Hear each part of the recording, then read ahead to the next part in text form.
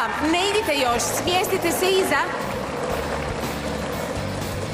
Gotovi smo s nastupima, sad slijede završni glasovi. Publika također glasa i to upravo sad. Zato pripremite mobitele i počnite s glasanjem. Za kratko vrijeme ćemo imati konačan rezultat. Do tad željela bih iskoristiti trenutak i zahvaliti svima vama u publici, članovima žirija i svim parovima koji su sudjelovali. Sada molim parove da istupe kako bi vidjeli konačan rezultat. Veliki pljesak za sve!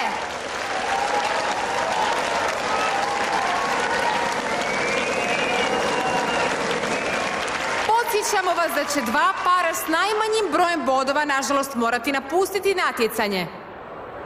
A sada počinjemo s prvim parom, a to su Perla i Tomas. Broj bodova od publike je 8. 8? Poklonili su im bodove. Znači da nama treba 9 da ih pobjedimo. Idući par, Ambar i Mateo, od publike dobivaju 9 bodova!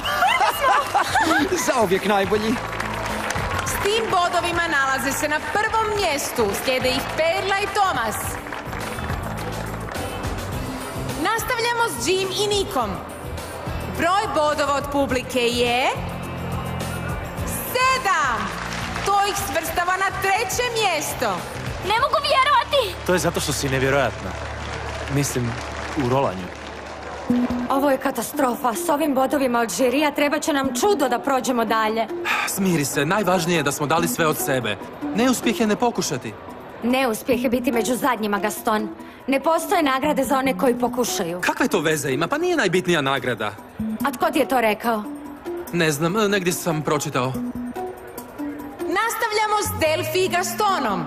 Broj bodova publike je 4. Ovo su grozni bodovi. 4. smo. Gotovo je. Ispali smo. Ne, još nije gotovo. Još su 2 para. Za Sofiju i Dijega bodovi su 4.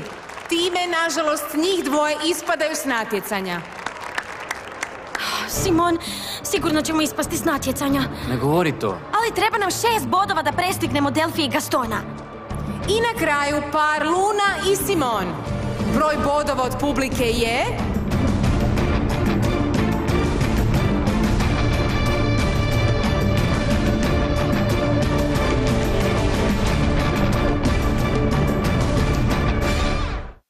8. A broj bodova od publike za Lunu i Simona je...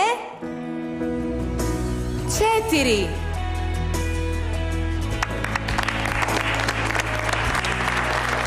Svrstava na 5. mjesto i jako mi je žao, ali ispadate s natjecanja.